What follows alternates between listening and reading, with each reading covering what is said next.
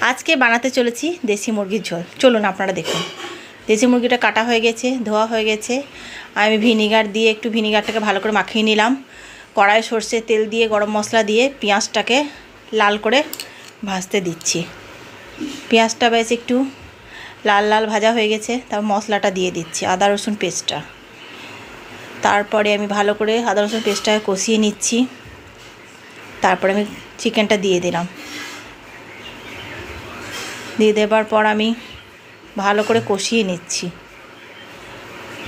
দেখুন কেমন তেল ছেড়ে আসছে দেশি মোরগের, তেলটা ছেড়ে গেছে।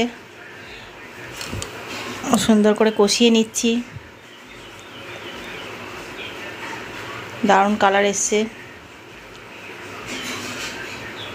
তারপরে আমি কষানো হয়ে গেছে, জল দিয়ে দিলাম। ফুটতে শুরু করেছে। নামানোর আগে গরম মশলা ধনেপাতা ছড়িয়ে আমি